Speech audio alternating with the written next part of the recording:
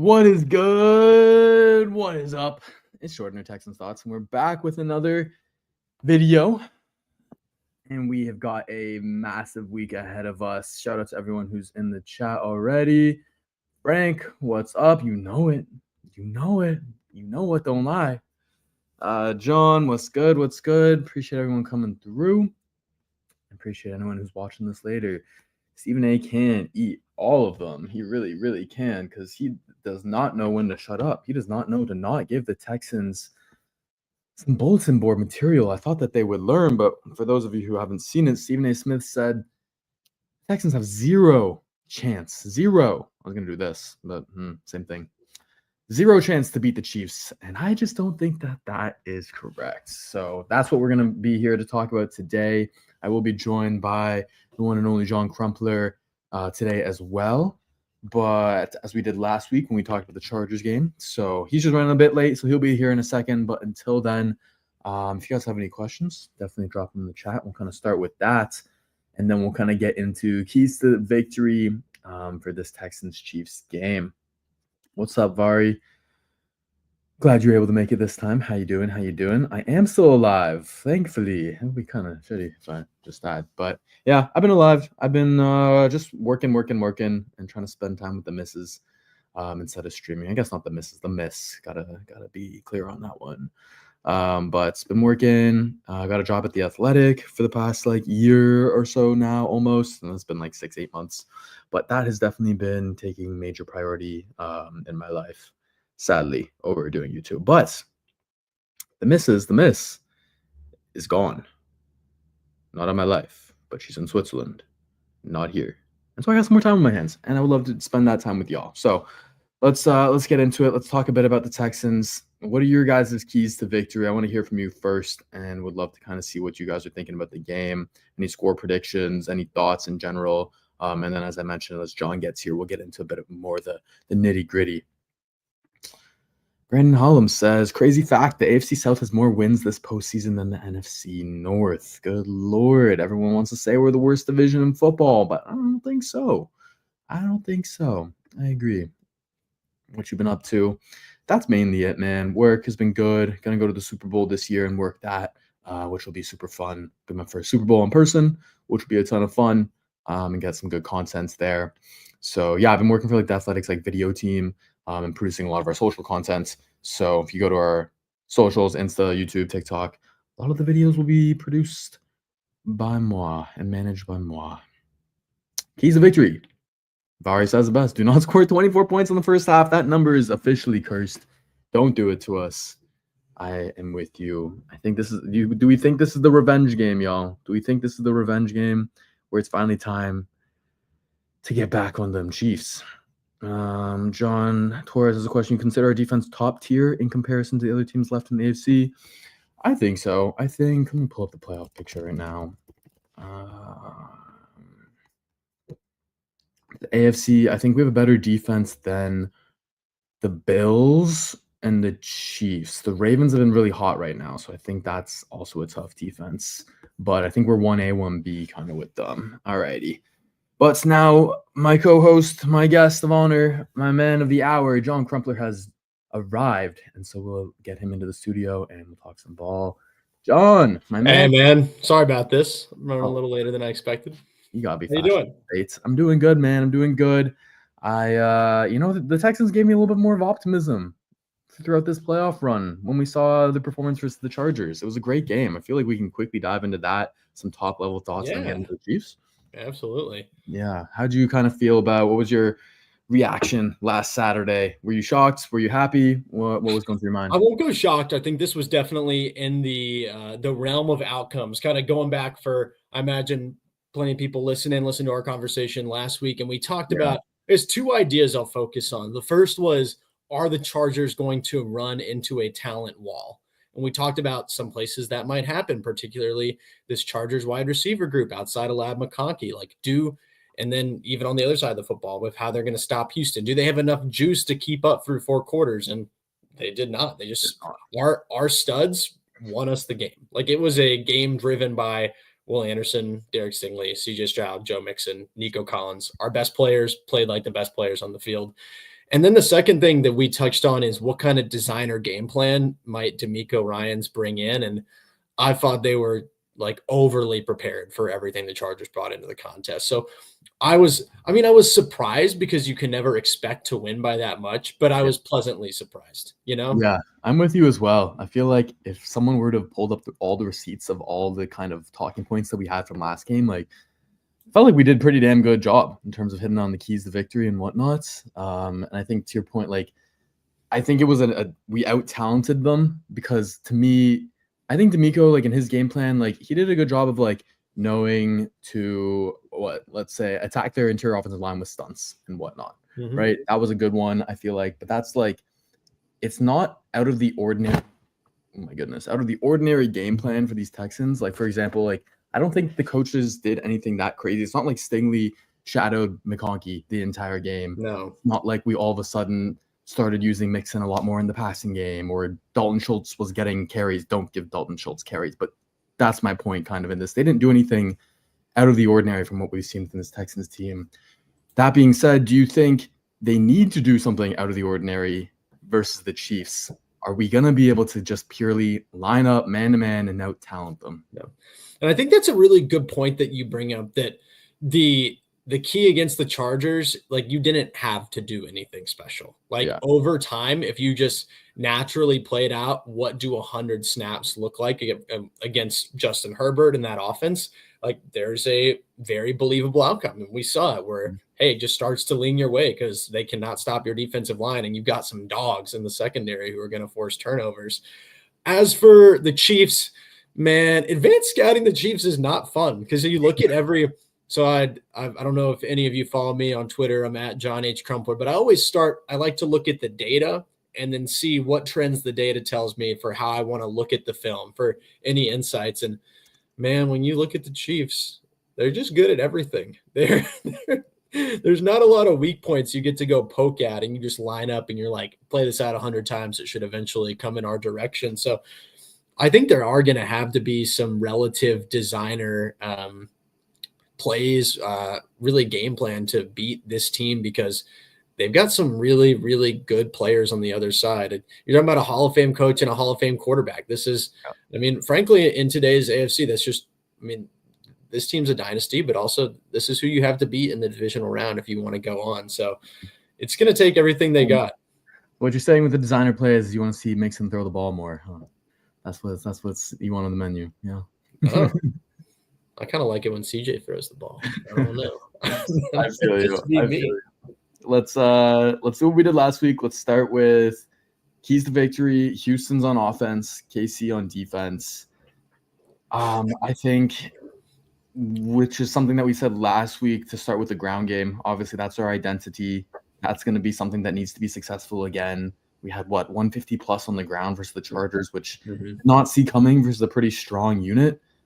Pretty strong run D unit. The Chiefs are also a pretty strong run defensive unit, I believe, if I'm not mistaken. But I think it just comes down to, like, Scruggs looked kind of good. That's what I'm seeing a lot of clips on Twitter, and that's what it seemed like at the eye test of just watching the game. Him at right guard seemed to find like our best run blocking unit of the year. So that was huge. But the other key to me was, and will continue to be a key for this Chiefs game, is Mixon played out of his mind, man. He played out of his mind every time. Like, there was still backfield penetration by the Chargers, and there still will be from Chris Jones and George Karlaftis and that crew. But he was consistently making the first man miss, man. And I think that's going to have to continue to be a formula against the Chiefs. What are your thoughts on the run game looking against Kansas City? Also, just pulled it up. Texans had 34 rushing plays for 168 yards and a touchdown. Jesus. So that does include Stroud scrambling, which, by the way, what a revelation. What a fun thing to watch last game. Of course, the ground. And so I'll touch on, I'm going to cheat. I'm going to do two things. One of them, just a quick addendum to yours.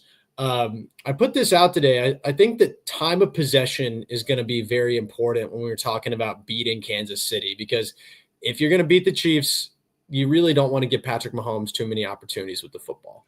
That's when you get yourself in trouble, is you give him more time to process through your defense, process through how you want to play them. And eventually, with how he extends plays, one is going to break for the offensive way. So in terms of the ground game and allowing Houston to keep their defense rested, keep that defensive line able to like really stay energized, stay active, and like be at 100%, and then not letting them tire out and let the Chiefs run game get more efficient.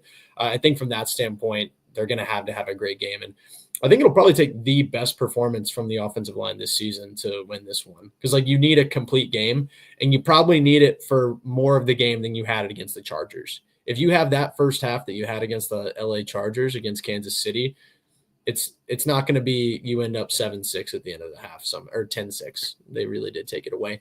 And then really easy one, Nico Collins. You got to find ways, line him up everywhere, find ways to get him the ball. This is the NFL playoffs. There is no shame in spamming your best player. And he can for as good as Mixon has played and really elevated a bad run game, Nico Collins is your easiest way to offense. And I want to see what do they do to make sure he stays in good opportunities to produce for this team. Yeah, I'm 100% with you. It's got to be the feed Nico agenda all game long. That's kind of that's our strength, and 2 out of necessity, because man, the wide receivers behind him have had every opportunity to step up post to Diggs and Dell injury, and Mechie has a annoying drop here and there. Hutchinson is maybe good for a catch or 2 a game. Same with Bobby Trees. Like, people forget that when we podcasted last week, Deontay Johnson was on this football team. Yeah. You said it. You said he'd get like 12 maybe snaps, and he got that. He got a catch. He threw a hissy fit, and he's off the team. So we're going to have to lean on we're going to have to lean on Nico. And my other point in this like passing game talk right now is because I'm lacking confidence in our secondary receivers and tight ends, I think this has to be a big Joe Mixon receiving game.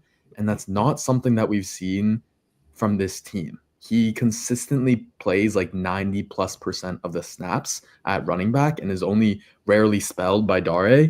And for some reason, Dameon Pierce can only get playing time on kickoffs. And I don't understand it. I'm sure they're seeing something else behind the scenes that we're not seeing and we're not privy to. But in my opinion, like, this is a game where you need to spell Mixon a bit with Pierce, give him like 7 carries maybe, and use some of that energy saved from Mixon, line him up in the passing game, go 5 wide, get him matched up versus the linebacker. That's the only other answer we have other than Nico Collins in the passing game.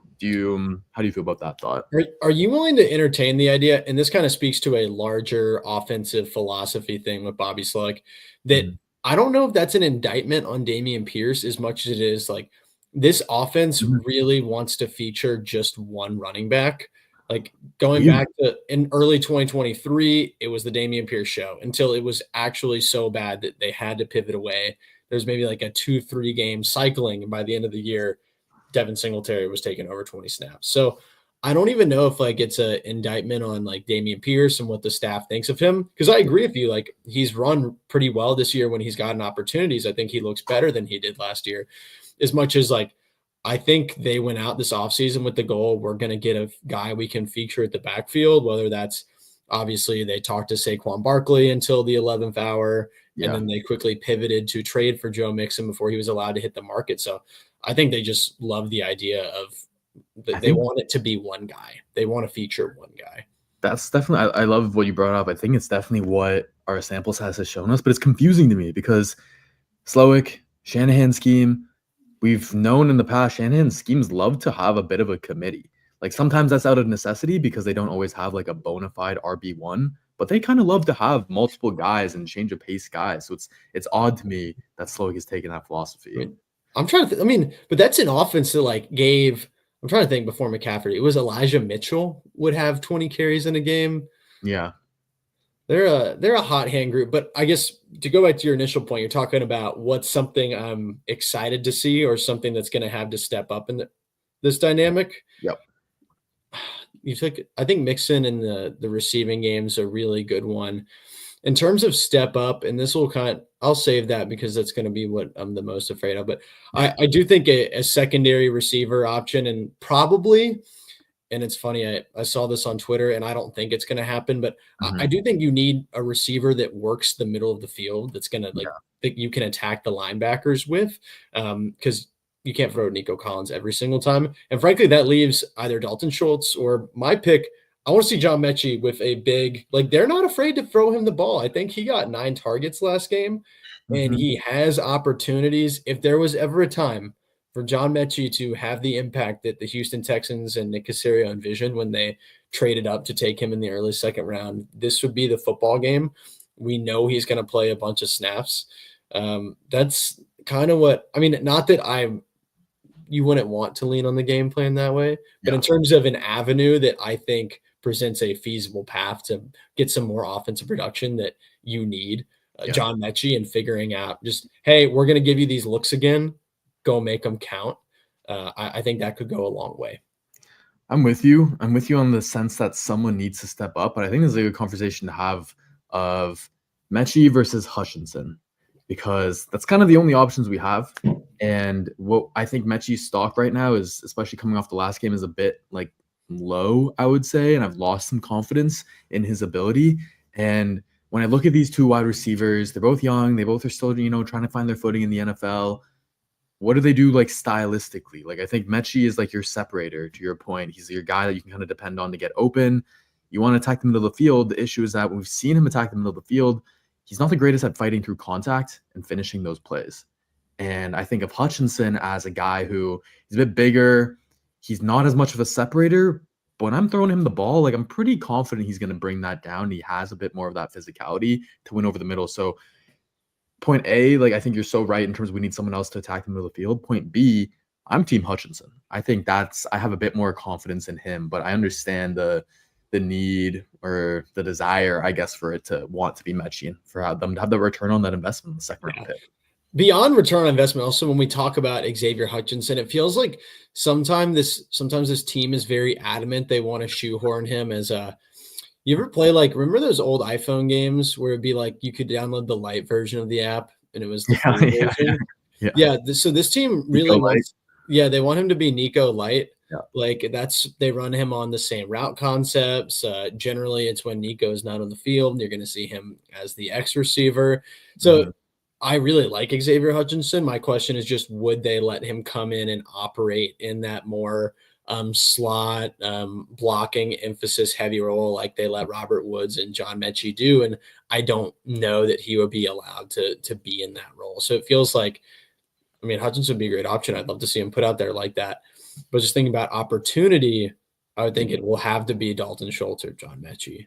Yeah, and I think this is like what it comes down to is game planning in what could be the final game of the year. Do you stick to your guns and what you've kind of built your offensive round and you've gotten reps in practice around, which would be Mechie as your slot middle of the field guy, or do you pull a lever? Do you switch something up in what could be your last game of the season and kind of not throw a Hail Mary, but switch it up in the sense where you're saying reverse the wide receiver roles and make Hutchinson that guy?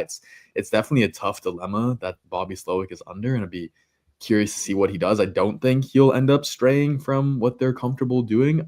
I think he's a risk-averse guy, and he sees that as taking too much of a risk in such an important game. So I'm with you in the sense that Mechie will have the opportunities.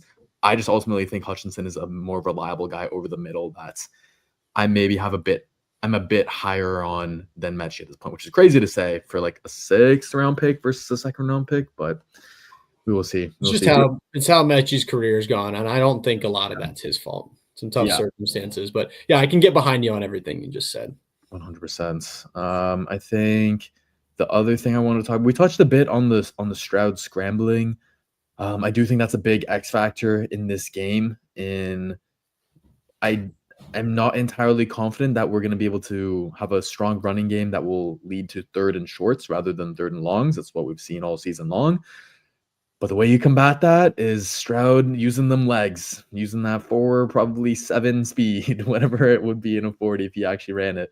But we saw that he can do it. He can do it if they don't spy. And now he's put that on film for the Chiefs. So I don't think that they're going to spy right off the bat. But I think if he burns them for a first or two in the first half, they might start to do it. And then that completely changes the math game. That takes a defender. You're going to spy usually with like a linebacker. So it takes a defender out of that like middle intermediate field who would normally be in zone coverage or manning up a tight end or whatever. And that would allow us to attack the middle of the field easier. And I think that where I'm building to is these all tie together in the sense where if you have one less defender in the middle of the field, I think it opens up a bit of the quick passing game for us. And we've seen Slowick take a bit of like a philosophical, yeah, that's how you pronounce that. You got it. Shift, I would say, going from the big plays, the deep vertical passing game, to a bit more spread out, shotgun, quick passing game. Do you expect that trend to continue tomorrow? Do you think that would be an advantageous thing for us to do? Do you see how that kind of like ties into to see them attack more vertically? No, to be more short with like the short, quick passing game stuff. Because I think that's where Stroud's looked most comfortable recently. I think so. I mean, I think it naturally complements Stroud really well, like as a quick rhythm passer. And also it plays this offensive line strengths that it's a group that you're really just hoping someone does not miss an assignment on pretty much every down. Yeah. And then it kind of does open up like those natural vertical shots. Plus your short passing game can kind of be interchangeable with your run game, just in terms of setting up more manageable, getting your third down menu a little bigger. Yeah. To cycle back to the Stroud rushing point, I'll be interested to see. So obviously Steve Spagnuolo on the other side, like fantastic defensive coordinator. Playoff Spags has been on a heater for the last 2 years, and he's not afraid to send the heat. I'm curious where he sends additional pressure from. And I have to imagine some of those additional blitzers will come into places that are natural running lanes as a quarterback. So can he get CJ in a spot that, hey, we're going to show you that you've got this place to run to, and actually there's going to be someone right there. And if not, if Stroud's able to identify where that heavy pressure is coming from and go somewhere else, I do think you could see some just huge gains on the ground, because this is a defense that, I mean, for the last 2 years in the playoffs, they're not afraid to bring the heat. And I'll be very curious, just the chess match going on between what Spags spends this week preparing in Kansas City for how that defense is going to look, and Stroud kind of having to figure that out in real time on the field. Yeah, it's definitely going to be a big battle. I put this in my, like, when I was prepping for this, I put like Spags in our like weaknesses column or whatever, because he can outcoach Bobby Slowick and run circles around him, in my opinion. He's just one of the best in the game, absolutely. And what I was thinking about is like, okay, what is your answer to the blitz? Like, we haven't been great with our hot reads this year. We haven't been great identifying blitzes, picking it up. And I think that's something that I haven't seen a lot of, is using Mixon or Dare, whoever's in there as a running back, to pick up the blitz. I don't know how well this would really, it's a tough thing to master. I feel like the timing of it, but getting these running backs to kind of fake like they're blocking and going to pick up the blitz, but then release out on a route and use that as your hot, where you're throwing into where that blitz is coming from. That would be the answer. If I was OC, that's something that I would try and scheme up. I'm obviously not an OC for very, very many good reasons, but is that a viable strategy? Am I just like dreaming things up? They don't let Joe Mixon block for this offense. Yeah. Usually Dare comes on the field when they want a running back to block. So could you get him? Like, you send Dare out on the field and they're like, okay, he's going to stay in and help pick up additional pressure. Maybe. I think anything's viable. I mean, this is whatever the offense has, and they've talked about how expansive Bobby Slowick's playbook is. This is the time. This is the time to pull it out, because I think you're going to need everything that you have to win this one. And while we're speaking on weaknesses, something I'll bring up, I think that we have seen probably the best play of the season last week from Jarrett Patterson, Juice Scruggs, just how that line was able to get push and help the run game. However, neither of those guys are exactly domineering. They're not physically able to just impose their will in the run. Right. And Chris Jones on the other side absolutely is a guy who can wreck you on the interior, just if I'm stronger than you and I'm going to go in this direction and you can't stop me. So I'll be curious how the interior holds up against Kansas City, especially the second time around. Yeah, that's it is going to be tough. I think since we've moved Titus to guard, I think the pass pro has been a bit better. Of course, he missed a stunt pickup last week, and I'm sure they're going to stunt the hell out of us. But we know what we're bad at, essentially. And so I hope that they can work on that in practice all that they can. But my last weakness before we move on to the defensive side is Man, we need Stroud to protect the damn ball. I think that's one maybe under the radar thing that was so successful about his rookie year. It's always great to look at the high passing numbers and the touchdowns, but man, protected the ball so well. And this year has just not been the same. And it's just been these kind of boneheaded interceptions. I'll use boneheaded. It may sound a bit brass, but like the one where he threw to the sideline against the Chargers and had that nice toe tap pick, like maybe it was a miscommunication on a route, whatnot, but that has been popping up maybe once a game or once every other game throughout this entire year. And you just, to circle back to your original point about time of possession, you cannot be giving the Chiefs extra possessions like that. Like the key to winning this game, as cliche as it sounds, is can't can't give away the ball, and you got to take away the ball. That's really what it comes down to. I didn't realize until I saw this First Things First segment or one of the FS1 shows, whichever one Nick Wright is on. Patrick Mahomes has never thrown an interception in the divisional round ever. That's crazy. So if that, I mean, I'm going to hope that doesn't continue, and we'll talk about how good the secondary is playing right now when we talk about the defense. But if they're not going to turn the ball over, that's the fastest way to lose this football game, is to give the Kansas City offense additional opportunities. 100%. And let's hop over to the defensive side of the ball.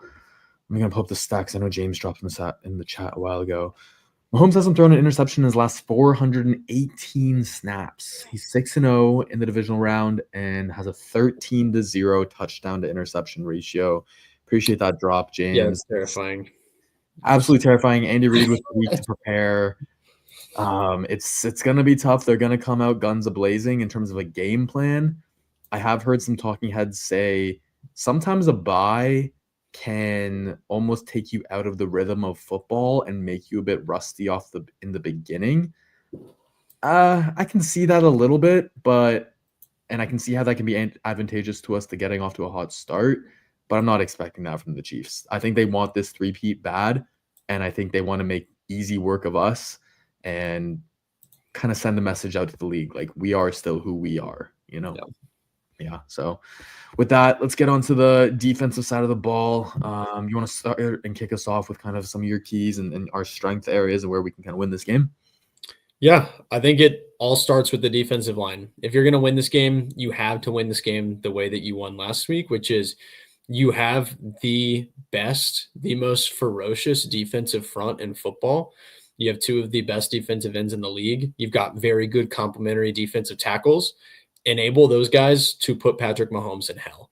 So when I'm looking at this, I'm thinking about your pressure rating. I think that like your pressure percentage, just looking at numbers from games the Chiefs played that were really close this season, probably about 40% of the time you need to be pressuring Patrick Mahomes when he throws. And I think, I think every team that played within 3 points, they were over, not every team, but I think 4 of the 6 were over 33%. And the teams that were not, I think they all had over 4 sacks. So they had a very high pressure to sack conversion rating.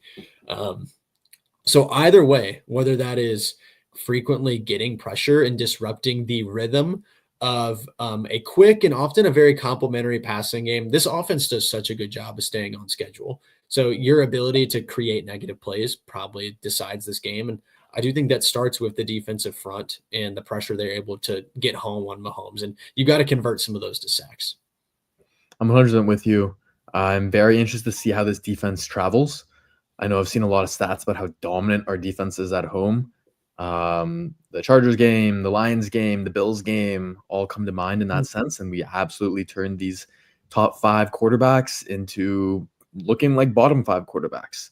So I'm interested to see how we travel, playing the cold and Arrowhead. That'll be interesting to see. I think the matchup to watch is their left guard, Mike Caliendo. They usually have Joe Thuney at left guard, but the Chiefs tackles have been so bad that they moved him out the left tackle. They pulled the Titus Howard on us. That's insane. Yeah, which is crazy. And of course, their guard plays amazing at left tackle. Like, go figure. So in the first matchup, Daniil Hunter drew that matchup, and Waj was against Juwan Taylor most of the game, and they were held sackless. So we know that the Chiefs are really good at game planning against the pass rush. It's why throughout so many years of the Andy Reid, Mahomes era, they've never really invested too heavily in their tackles.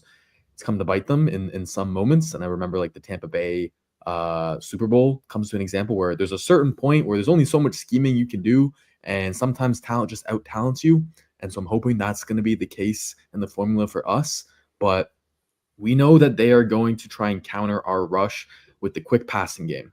We saw it last time we played them. They love their rub routes, man. They really use them refs to their advantage.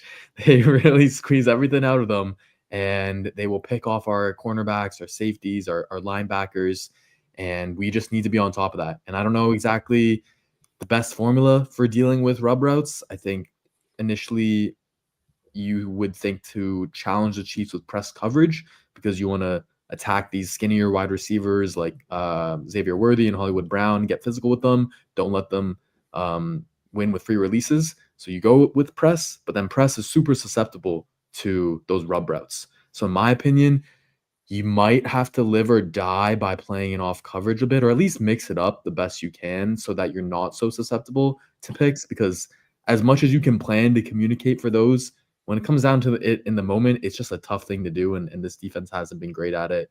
Do you have like a formula, a blueprint that comes to mind? I mean, I don't think if there was a blueprint, one of these NFL defensive coordinators would have figured it out by now. But I was going to say there might just have to be a couple plays where you enable your defensive backs to make the wrong play.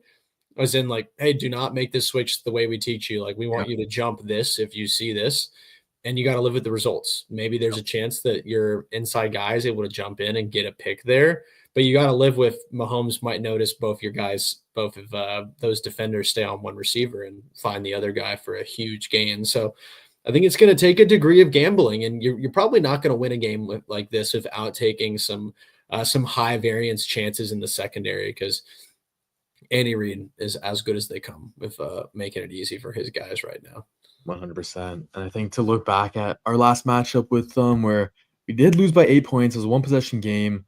And in terms of a passing defense, we did pretty damn good against their wide receivers. No wide receiver hit over 100 yards. Their highest was Xavier Worthy with 7 catches for 65 yards.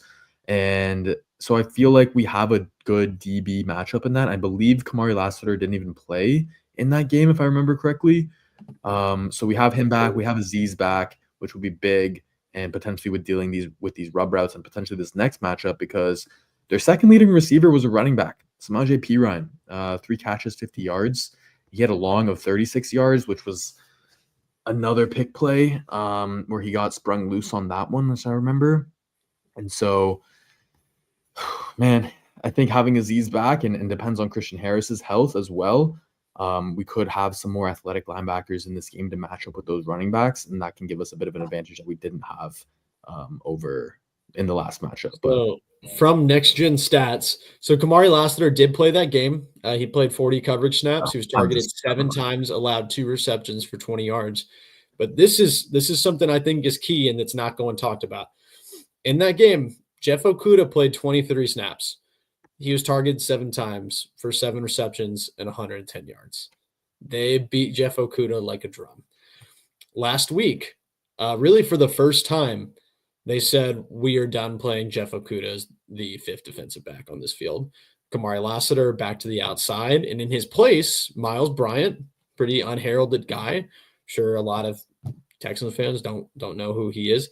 He came in and he played 80% of the snaps. I was tweeting about it earlier this week. I want to see how that changes the equation if there's not an easy button to just pick at on this defense and kind of force Houston to get out of the way they want to play. And that's, of course, how they used it at some point is, hey, if we're in a tough spot, we're going to throw the ball at Jeff Okudah. That's not going to be available to them. So how does having a more reliable player in coverage change the equation for Houston in that way? I think that's going to be big time. I think it's a great poll for sure because, I don't know, the Chiefs' weapons, they have some names. They have some talent there. It's definitely an upgrade over the Chargers crew, but they're not a very, dependable unit, I would say. Both Worthy and Brown deal with drops. You can kind of match them up depending on which type of corners that you have. If you do have some guys to match their speed, they're kind of, I don't want to call them one-trick ponies, but they're definitely hurting by not having Rashee Rice for the season. What I am worried about a little bit is DeAndre Hopkins having a massive revenge game, man. I don't know, man.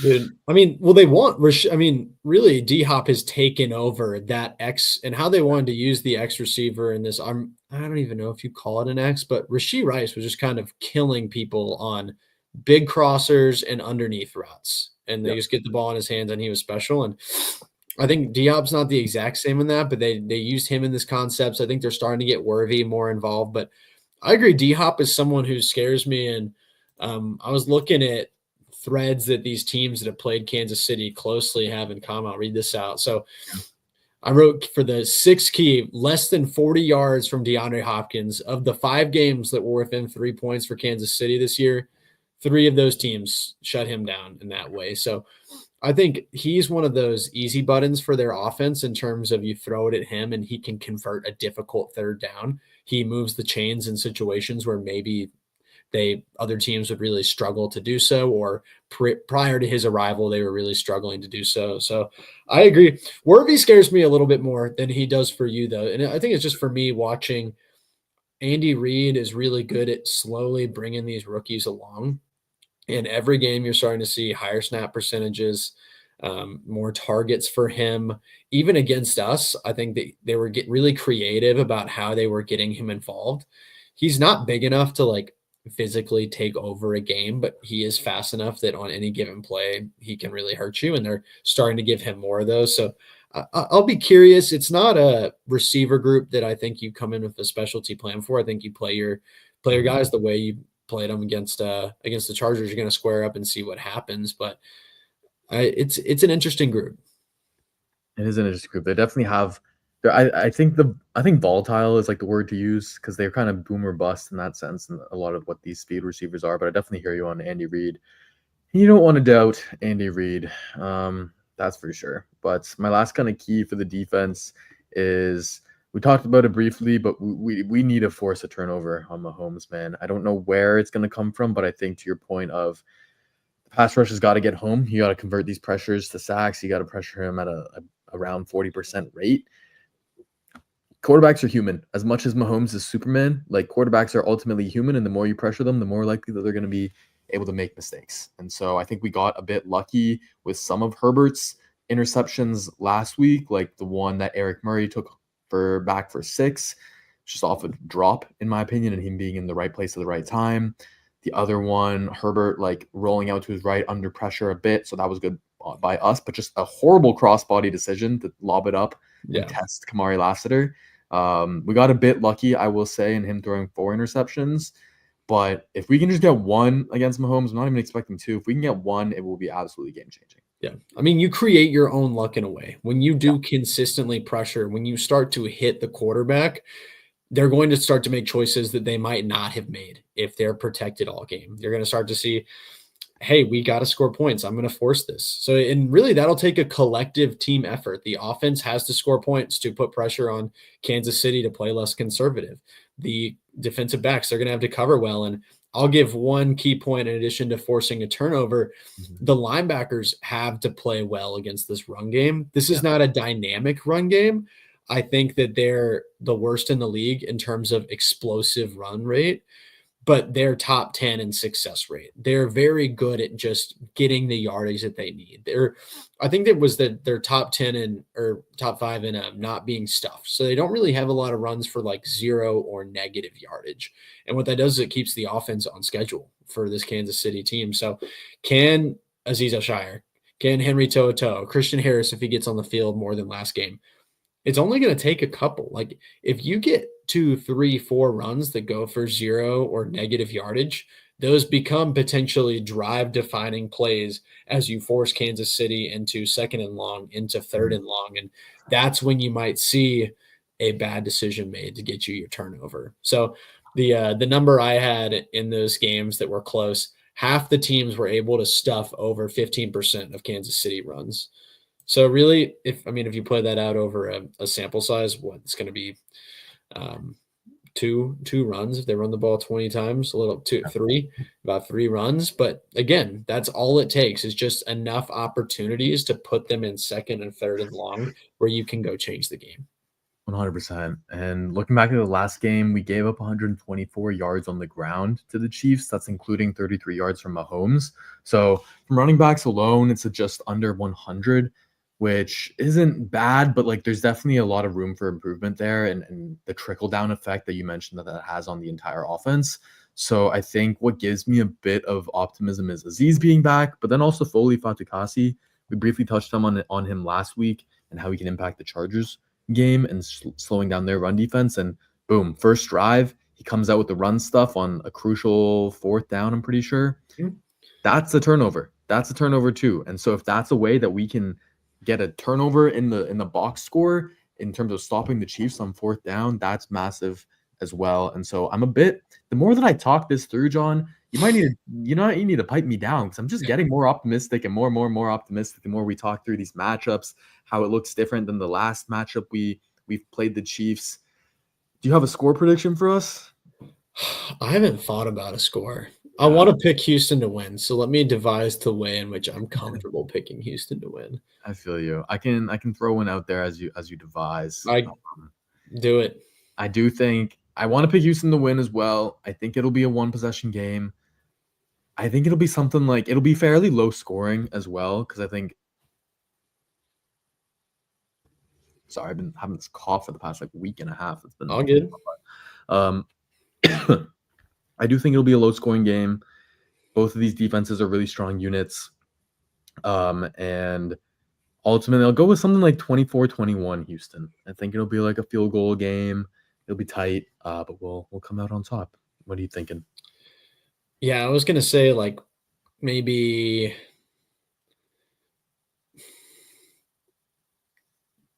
I'll go 27-24. Okay. A field goal, like a couple field goals from Kaimi Fairbairn that, I think this offense does take some time to get going, but if he's able to convert early, make sure you get points on the board. And then as this thing gets rolling and as they're able to control the trenches, really, that's what this game is going to come down to on both sides of the ball. You gotta be able to run the ball. You gotta be able to get to Mahomes. So I think that sounds about right. 2 field goals, and you got to find a way to a couple touchdowns if you're going to beat Pat Mahomes.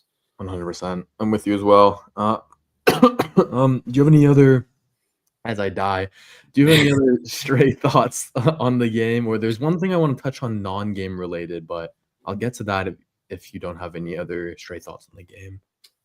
The only other thing I had that we did not talk about, and it's a pretty quick one, Travis Kelce, less than 70 receiving yards. All 6 teams did that. They kept it within 3 points. I do not trust our linebacker group in coverage. I don't trust a lot of teams, pretty much any team, to cover Travis Kelce. This guy's going to be a Hall of Famer, and he has a connection that's really, really strong with a Hall of Fame quarterback future in Patrick Mahomes. So Travis Kelce is going to get his, but I think finding a way to make that look like 7 for 65 and 1 touchdown instead of 11 for 100 in a touchdown is really important, because if he goes nuclear, it's just very, very difficult to stop their offense. And it almost feels like he's a bit due for that kind of big game. I feel like he hasn't had, I'm looking at his stats, he's had 1 game all year of 100 or more yards. And so have they been kind of resting him a bit to kind of juice up for the playoffs? I don't know. Is he just getting older? I don't know, but feels like he's due. And so I'm with you on that. It's definitely a key factor. And when you brought that up, my mind always obviously comes to, they do a great job of like scheming up touches for him, but so much of his success is just Mahomes scrambling out, scramble drill, find your guy. And so how do you kind of prevent that? And one thought I've been playing around with my mind, irrespective of this Travis Kelce point, but I guess now it all loops together, is like, how do you rush Mahomes? Like, do you just go balls to the wall? Do you contain? Do you give him a spy? Like, he's not Lamar, he's not Allen, where you like are really kind of thinking about spying him, but he can kill you on the ground if you don't. And if you do have a spy, does that potentially limit some of those broken plays, those scrambles to Kelce? I think it's another send 4, send 5 game from DeMeco Ryans. I would not want to send a heavy blitz at him. You keep bodies in the secondary, and hopefully you just shrink those coverage gaps where people are able to come open as the play extends. And some of this is just going to come down to dumb luck of how quickly can you beat the tackle and get there before he's able to step up and finish plays. Because once it does get like purely into that second reaction phase of the play, you're not going to sack Mahomes. He's very good at making sure he does not take a negative play once he can get himself some distance between the defender and the sideline there. So I think it's just going to be a matter of send 4, try to win the 4 with 4, maybe Mhm. 20% of plays, 30% of plays, you'll send one additional guy. That could be a fifth defensive lineman. We saw that last week. That could be one of these linebackers. Maybe you'll rush a nickel corner. But all in all, throw guys back in coverage and hey, pray your guys get home. That's what you're paying them for. That's why you traded up for Will Anderson. The identity of the football team is right there.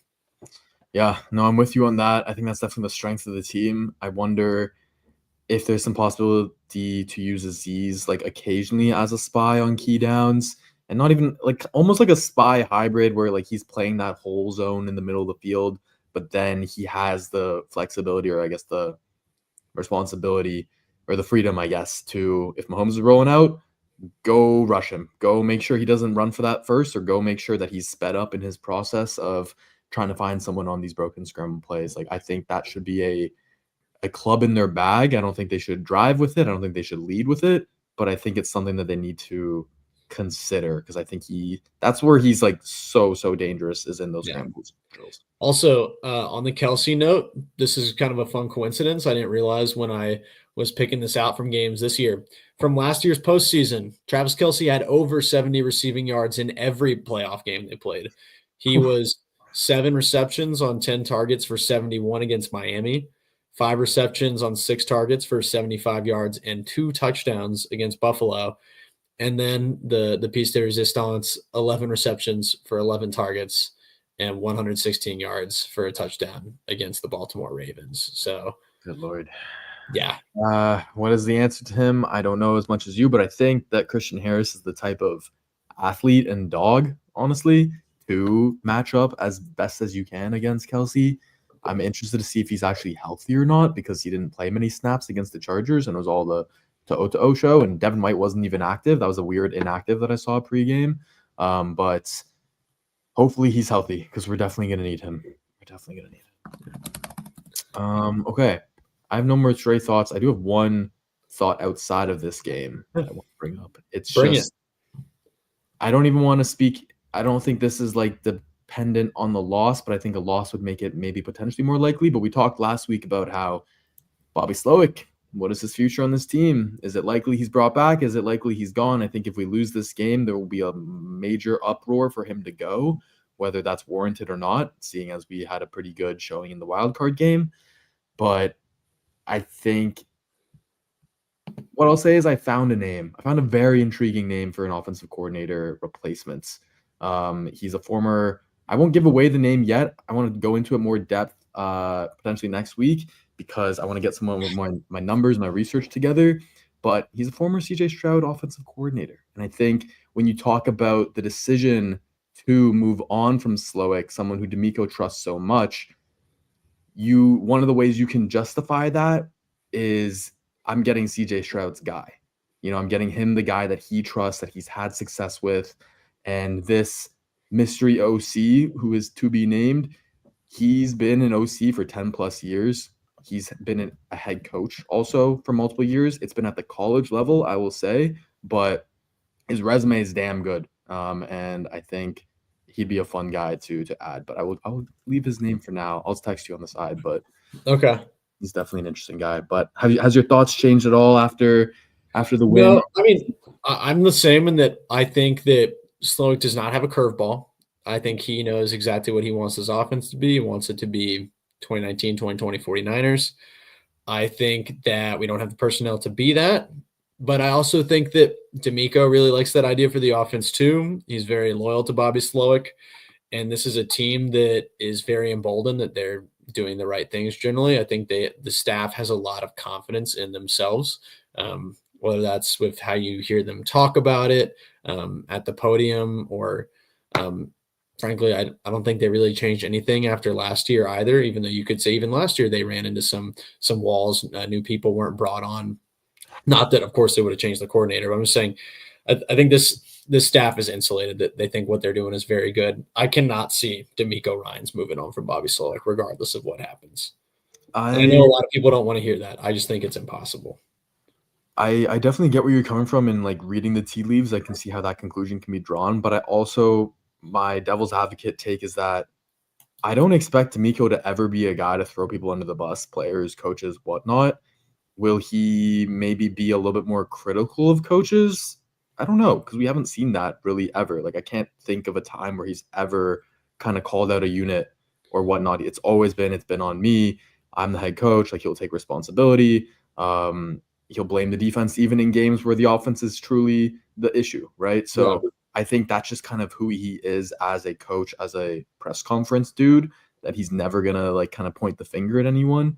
And maybe that's just me coping and hoping that it's not the case, that they absolutely are boys and love Bobby Slowick. I've got a fun name too that'd be pretty ironic. So I'll text you, and maybe hopefully next week I'm going to say we'll be previewing the Houston Texans' first ever AFC Championship appearance. But if not, we'll maybe we get again and get to talk about some potential 100%. coaching candidates on the market. I would love to do that with you, my guy. Alrighty. Hopefully the Texans are getting this dub on Saturday. I'm super, super excited for the game. Man, I'm hoping for it, man. I'm hoping we can dethrone the Chiefs. It's going to be a fun one. It's going to be a fun one no matter what. Yeah, exactly. The world will be on top of it if we do.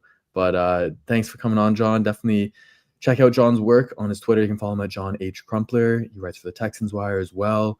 Definitely check out his great work. If you love X's and O's and film studies and deeper kind of analysis into football, he's your guy. Is there anywhere else to plug you, John? Or? Oh, check out the Texans Wire, texanswire.usatoday.com.